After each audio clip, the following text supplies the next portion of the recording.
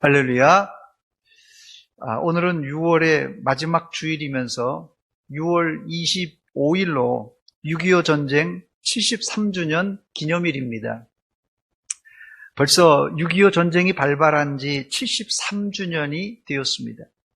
최근 들어 6.25 전쟁에 관한 명칭 문제 때문에 논란이 많았는데, 얼마 전 국사편찬위원회와 국방부가 6.25 전쟁을 공식 명칭으로 지정했습니다. 몇 년 전 젊은이들에게 6.25 전쟁에 관한 설문조사를 한 적이 있습니다. 그런데 6.25 전쟁이 조선시대에 발발했다고 알고 있는 청년이 자그마치 30%가 된다고 합니다. 저는 이 통계를 보고 깜짝 놀랐습니다. 심지어 어떤 청년은 6.25 전쟁이 일본과 싸운 전쟁이라고 알고 있다고 답했다고 합니다. 진짜 모르는 것인지 장난으로 한 것인지 저는 분간할 수 없지만 어쨌든 결과는 어이없는 결과입니다. 역사 교육은 기성세대인 어른들이 가정에서 가르쳐야 하고, 또 공교육 시간에 학교에서 지속적으로 가르쳐야 됩니다. 그래야 과거 역사를 잊지 않고 또한 역사가 왜곡되지 않는 것입니다. 오늘은 6.25 전쟁 73주년 기념일을 맞이해 이스라엘의 출애굽과 광야 40년간의 시절을 여러분들과 함께 생각해 보려고 합니다. 오늘 본문은 모세가 죽기 전에 이스라엘 백성들에게 남긴 일종의 역사 교육입니다. 모세는 이스라엘 백성들에게 어떻게 역사 교육을 했습니까? 첫 번째, 모세의 역사 교육은 옛날을 기억하라는 말로 시작합니다. 옛날을 기억하라. 요즘 신세대는 역사를 진부한 이야기로 생각하지만 기독교인들은 반드시 역사를 기억해야만 합니다.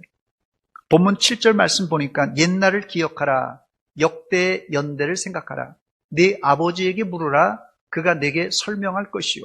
내 어른들에게 물으라. 그들이 내게 말하리로다 했습니다. 젊은 세대가 역사를 모르는 것은 그들도 문제지만 우리 기성세대에도 책임이 있습니다. 즉, 묻지 않는 젊은이들도 문제지만 가르치지 않는 어른들도 문제란 말입니다. 어떤 사람은 50년 전, 100년 전 역사를 기억해서 뭐하나 이렇게 말하고 생각하는 사람이 있는데, 여러분, 역사를 잊은 민족은 미래가 없습니다. 그 이유는 과거 역사는 현재에도, 아니 미래에도 계속 반복되기 때문에 그렇습니다. 모세는 옛날을 기억하라는 말의 원어적인 표현, 이 모세가 얘기했던 이 옛날을 기억하라는 말의 원어적인 표현은 날들과 해들, 날과 해를 기억하라는 말입니다. 히브리인들은 숫자에 민감한 민족입니다. 심지어 이 히브리어 알파벳에는 고유 숫자를 붙여서 한 단어 한 단어마다 일정한 숫자를 부여했습니다. 예를 들면 우리나라 말로 표현하자면, 기억하면, 기억이 예를 들어서 1이라 하면, 그 다음에 모음 2가 20이라는 숫자값이 있다면, 그리고 미음이 5라는 숫자값이 있다면, 그래서 김 하면은 26이라는 이 숫자값을 생각한다는 거예요. 그 김이라고 말하면서 이 히브리 사람들은 20이라는 단어, 이 숫자가 떠오른다는 것이에요. 이런 계산법을 게마트리아라 이렇게 부릅니다. 이 게마트리아의 계산법에 따르면 다윗의 이 숫자 값은 14가 됩니다. 즉, 유대인들은 말을 하면서 동시에 그 단어에 담긴 숫자를 기억하기 때문에, 이건 제 추측입니다만은 유대인들이 수학자, 또 과학자들이 많은 이유가 여기 있지 않는가 추론해 볼 수 있습니다. 그러므로 이 오늘 본문에 모세가 얘기했던 옛날을 기억하라라는 문장은 이 두리뭉실하게 그냥 옛날을 기억하라 이런 뜻이 아니라 몇십 년 전, 몇백 년 전 옛날을 기억하라는 매우 구체적인 의미가 담겨져 있습니다. 모세가 말한 옛날을 기억하라는 말은 옛날 옛적 호랑이 뭐 피던 시절이요? 담배 피던 시절, 그걸 기억하라는 말이 아니라 상당히 정확한 시간 개념을 가지고 있다는 사실입니다. 성경에 아담이 930살을 살았습니다. 아마 이 자리에는 어떻게 사람이 1000년 가까이 930살을 사는가, 뭐 그거는 제가 다음 기회에 한번 여기에 대해서는 과거 이 고대인들의 이 아담의 후손들이 왜 900살 거의 1000살을 살았는가는 제가 한번 다음에 설명을 해드리겠습니다. 어쨌든 성경에 930살을 살았다고 기록하고 있어요. 그리고 노아가 방주에 들어간 후 7일 후에, 며칠이요? 7일 후에 비가 내렸다고 기록합니다. 그런데 바로 그때가 여러분 언제인 줄 아세요? 7일 후가 노아가 600세 되던 해 둘째 달 11의 날입니다. 홍수는 옛날 옛적에 일어난 사건이지만 막연한 옛날이 아니라 정확한 역사적 근거를 가진 사실을 말해주고 있습니다. 이런 사실의 근거에서 성경을 저는 역사적인 사건 차원에서 두 가지로 나누어 봤는데요. 하나는 역사 기록이고 다른 하나는 교훈을 위한 이야기로 나눌 수 있습니다. 즉 대홍수는 노아의 옛날 옛적에 일어난 이야기가 아니라 노아가 몇 살이에요? 600세 둘째 달 11의 날에 비가 내린 역사적인 사건이라는 말입니다. 창세기 6장 9절로 12절 말씀입니다. 하나님이 노아에게 명하신 대로 암수 둘씩 노아에게 나와 방주로 들어갔으며 7일 후에, 며칠이요? 7일 후에 다 들어가고 나서 7일 후에 홍수가 땅에 덮이니 노아가 600세 되던 해 둘째 달, 곧 그 달 11의 날이라 그날에 큰 기쁨의 샘들이 터지며 하늘의 창문들이 열려 40주 40야를 비가 땅에 쏟아졌더라 그랬습니다. 성경 족보를 연구한 학자들은 물론 학자 간에 이견이 좀 있습니다만은 노아는 아담 창조 이후 1056년에 출생했다고 주장합니다. 여러분, 창세기 5000년, 6000년 전 창세기가 기록될 때 왜 이렇게 나이를 정확하게 기록해 놓았을까요? 우리는 보통 1000년만 넘어도 호랑이 담배 피던 시절이라고 슬쩍 넘어갑니다. 그런데 유독 성경에는 5000년 전, 6000년 전의 과거를 정확한 연월일시로 기록하고 있습니다. 그러므로 성경 기록은 둘 중에 하나입니다. 누가 치밀하게 거짓말을 꾸며서 기록했든지 아니면 누군가 성령의 감동으로 진실을 기록했든지 둘 중에 하나입니다.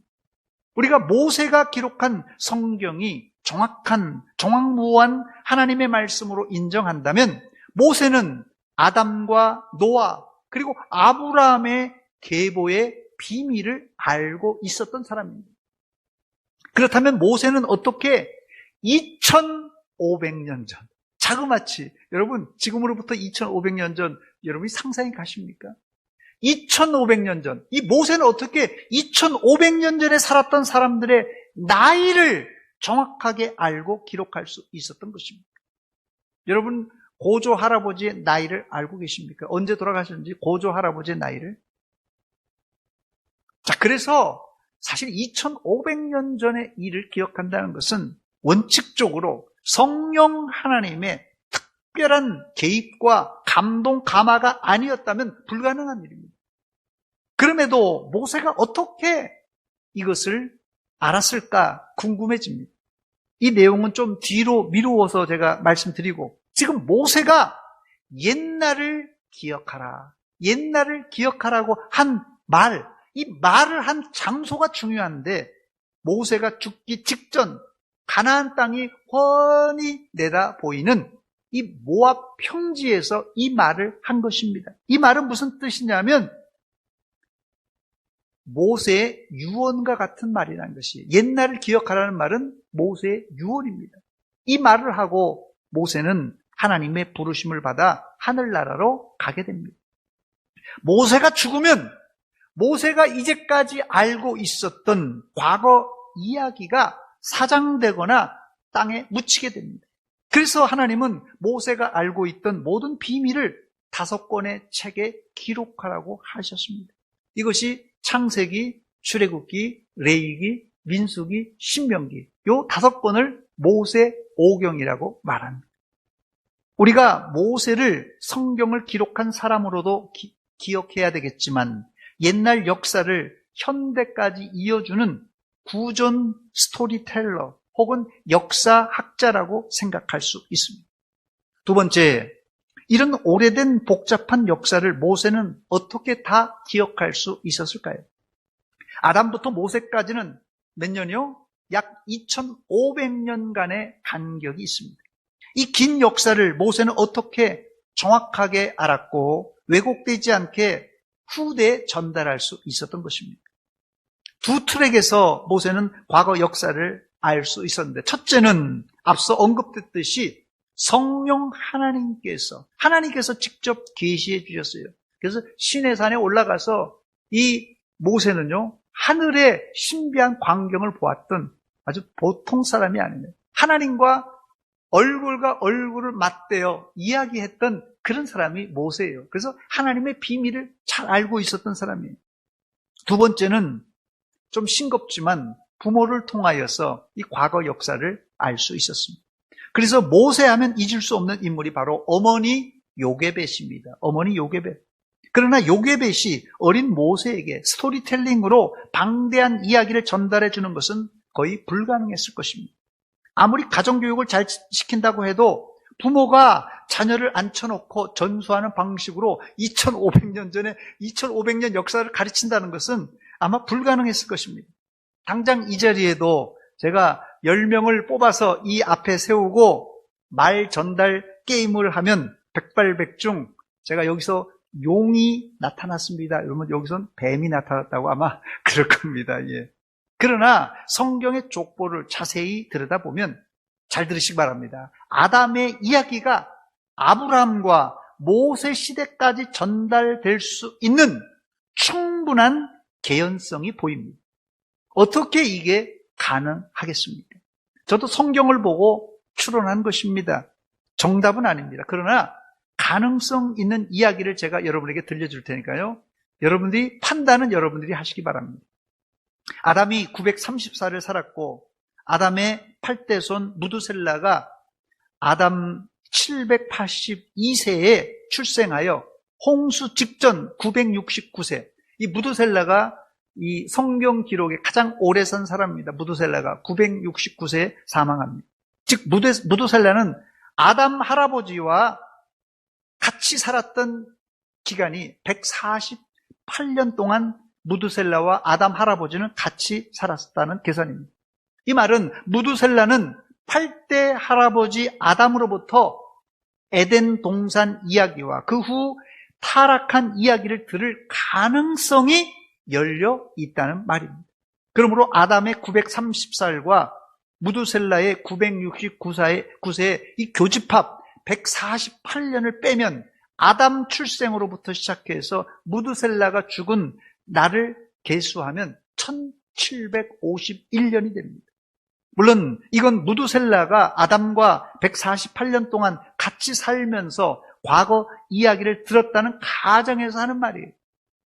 여기 계신 분들 중에 아버지는 물론 유복자가 있을 수 있습니다만 거의 다 아버지 얼굴은 다 기억하실 거예요. 또 할아버지 얼굴도 웬만하면 기억하실 것입니다. 좀 장수하는 가정이라면 증조부, 고조부 얼굴까지 뵌 분이 있을 것이에요. 보통 생전에 배웠던 분들의 역사는 내 동시대의 이야기는 아니지만 충분히 공감 가능한 역사입니다. 즉 무두셀라는 아담 할아버지와 148년을 함께 살았고 무두셀라는 홍수 직전 약 600년간 홍수가 일어나기 전 600년간 누구와요? 노아와 함께 살았습니다. 만약 노아가 무두셀라와 한 집에서 한 동네에서 살았다면 노아는 최대 아담으로부터 무두셀라까지 최소 약 1750년간의 역사를 알 수 있었을 것입니다.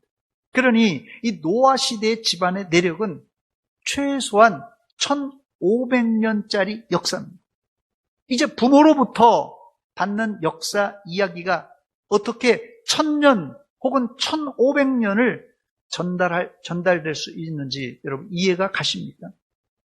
제가 지난 2월 달에 대전 서문교회 창립 51주년 기념 예배를 준비하기 위해서 이 설교를 준비하면서 고 조유성 목사님이 기록하신 사진으로 보는 대전 서문교회 30년사를 여러 차례 읽어보았습니다.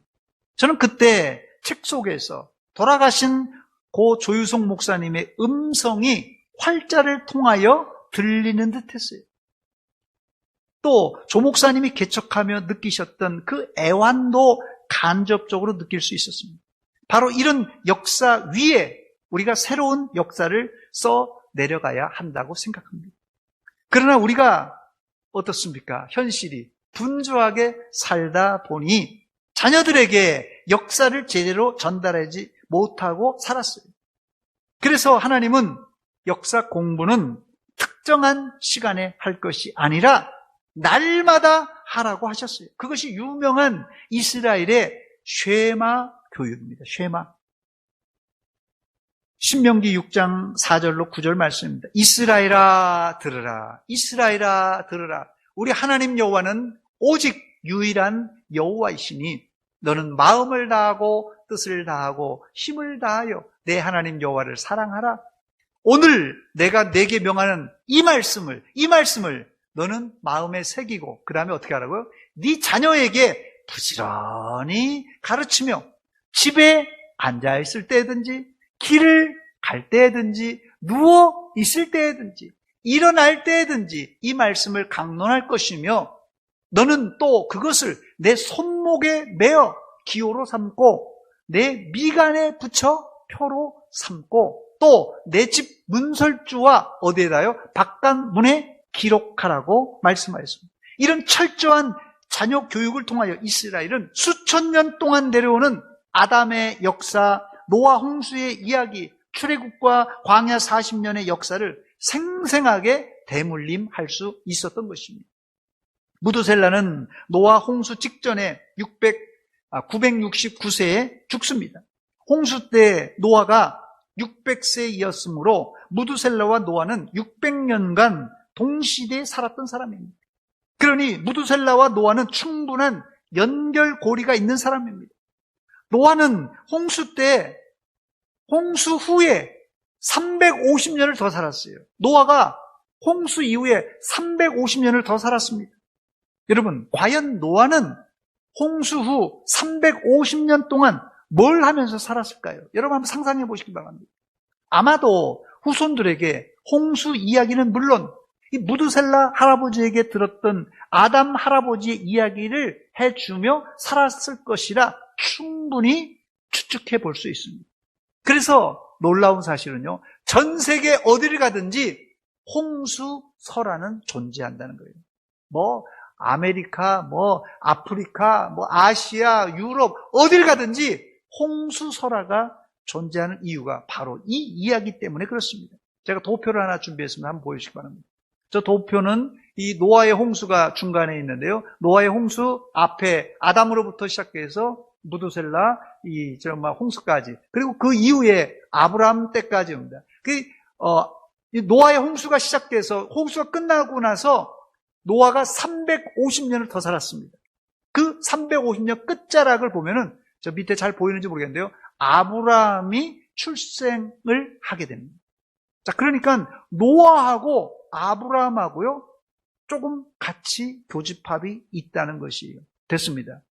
이 도표에 의하면 노아가 89세에 아브라함이 출생했다고 기록되어 있습니다. 이 표가 성경을 기반으로 만들어졌지만 저는 100% 정확하다고 생각하지는 않습니다. 그럼에도 우리가 성경을 보고 혹시 오차가 있더라도 저는 의미를 어디 가냐면요, 이런 계산을 할 수 있는 자체가 성경은 모세 시대에 기록된 기록물이지만 정확한 날짜와 연대를 기록한 일종의 역사책이라고 생각합니다. 만약 아담과 노아의 이야기가 아브람 때까지 끊어지지 않고 이어졌다면 그 다음부터는 좀 더 설명하기가 쉬워집니다. 아브람과 이삭과 야곱은 동시대에 생존했던 사람이기 때문에 그렇습니다. 물론 이 430년 동안 이 애굽의 노예 시절 동안 이스라엘 자손들의 기억이 훼손될, 역사가 훼손될 가능성이 있습니다만은, 그러나 이스라엘은 애굽에서 살면서도 비교적 정체성이 잘 보존된 채로 400년 동안 살았습니다. 그래서 이 유대인들만 집단으로 모여 살았다, 이렇게 성경은 말합니다. 그 결과 이스라엘이 아브람과 이삭과 야곱의 자손이라는 정체성을 가지고 바로 애굽에서 출애굽할 수 있었던 것입니다. 여기까지 제 설교를 잘 따라오셨다면 모세가 죽기 전에 옛날을 기억하라는 말이 무슨 뜻인지 여러분 이해가 되십니까? 모세가 지금 얘기하는 옛날을 기억하라라는 말이 무슨 말인지 알겠어요? 바로 죽기 직전에 유언과 같은 말을 지금 쏟아낸 것입니다.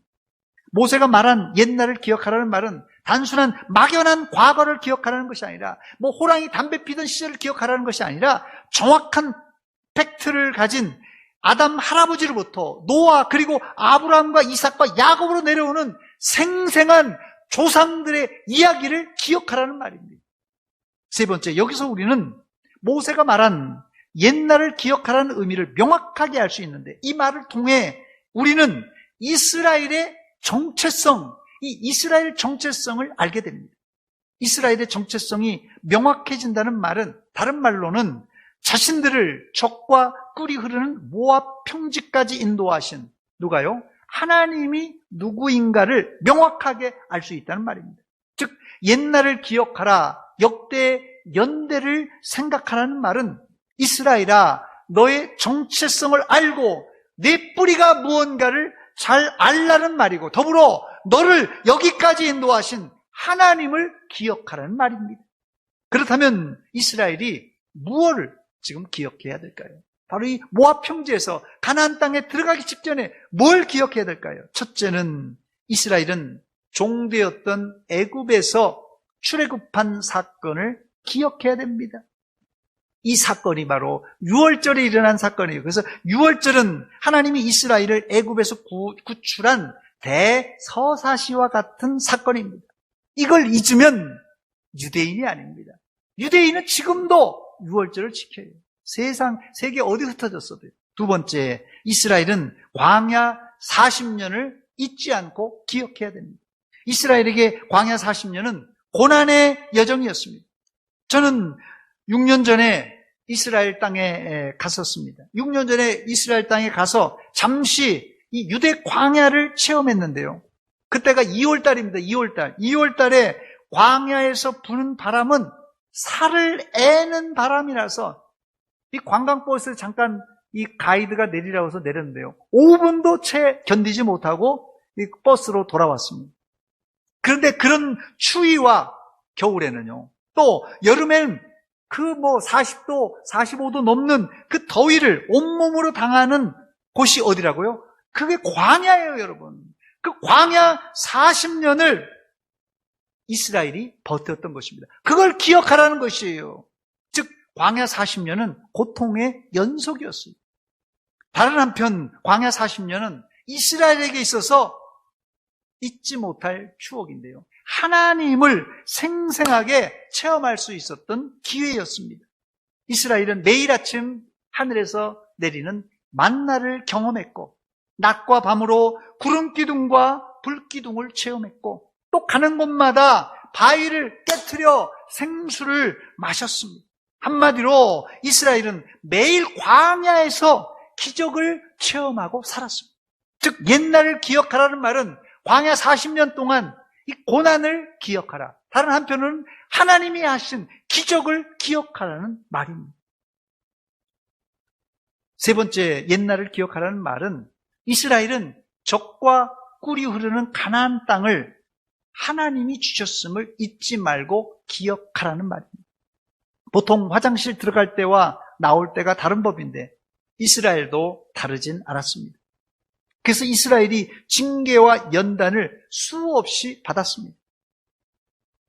그러나 여러분, 징계와 연단을 잘 받으면, 잘 들으세요. 징계와 연단을 잘 받으면 성숙한 사람이 될 수가 있습니다.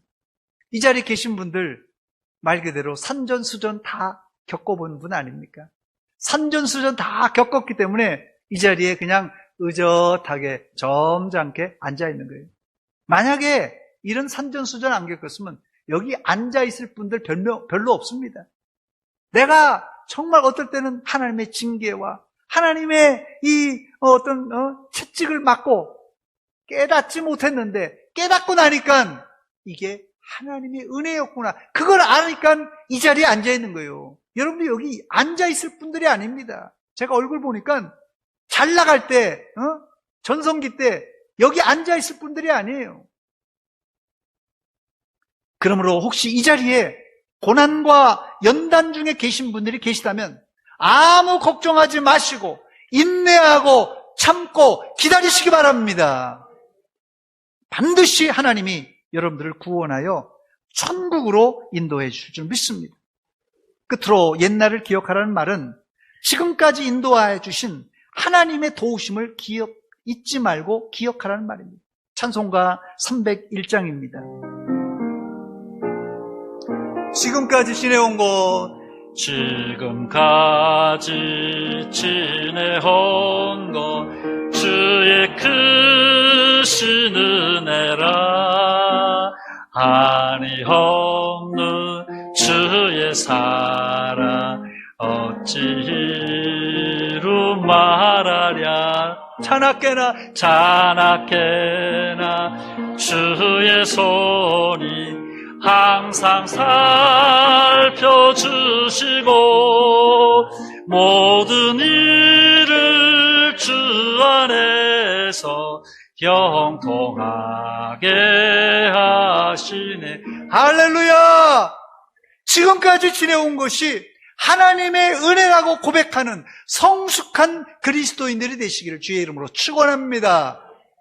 오늘은 6월 25일 주일입니다. 73주년 6.25 전쟁 기념일입니다. 우리가 아픈 추억을 왜 기억해야만 하는 것입니까? 아픈 역사가 반복될 수 있기 때문에 그렇습니다.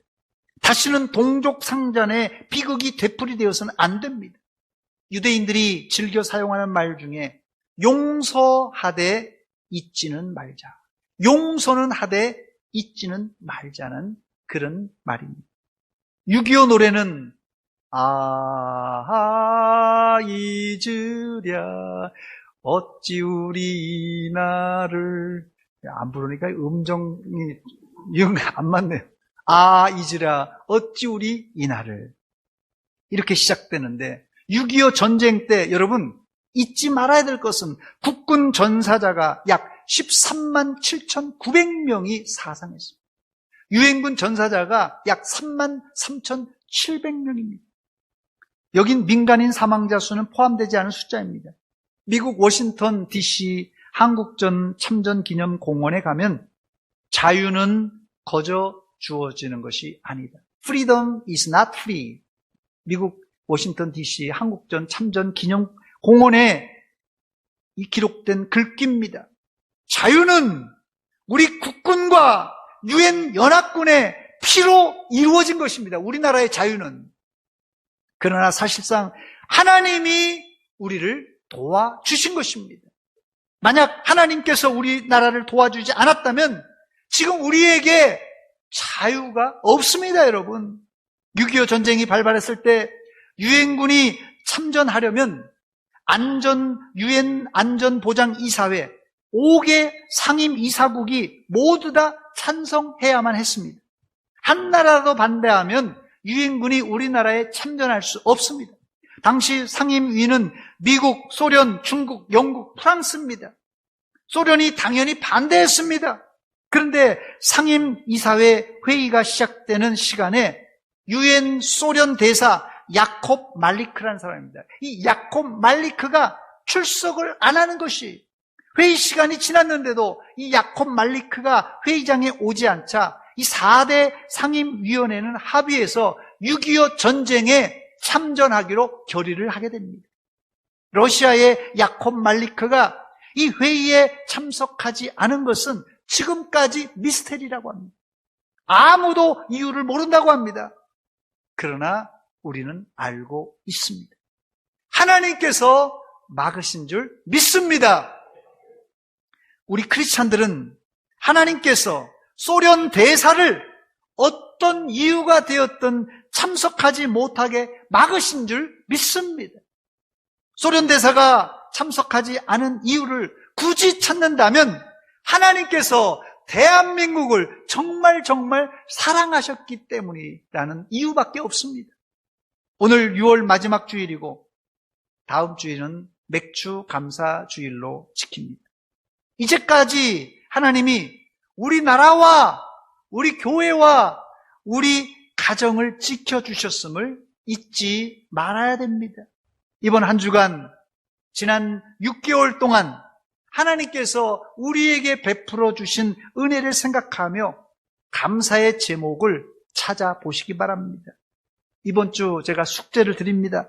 이번 주 일주일 동안 여러분 카톡이나 문자로 지나간 6개월 동안 감사의 제목을 이제 남겨서 구역 식구들에게, 또 여전도에는 여전도 회원들에게, 남전도는 남전도 회원들에게, 우리 성가대는 성가대 대원들에게, 안수집사에는 안수집사에, 우리 당회원들은 당회원 카톡에, 권사님들은 권사님 회원들에게 카톡과 문자를 보내심으로 일주일 동안 우리 교회 성도들 사이에서는 감사의 제목들이 오고 가고 하면서 감사의 메시지가 넘쳐나는 한 주간이 되시기를 바랍니다. 저를 한번 따라서 하시기 바랍니다. 지금까지 지내온 것 주의 크신 은혜입니다. 기도하겠습니다. 하나님 우리 아버지, 은혜와 사랑 감사드립니다. 이 아침에 저희들을 예배의 자리로 인도하시고 옛날 역사를 기억하라는 말씀을 통하여 우리의 짧은 역사를 돌아보며 하나님, 고통과 아픔도 있었지만 모두가 하나님의 은혜요, 모두가 감사라고 고백합니다. 하나님, 우리의 삶을 통하여 영광 받아주시고 이제 앞으로 우리를 인도하여 주시옵소서. 예수님의 이름으로 기도하옵나이다. 아멘.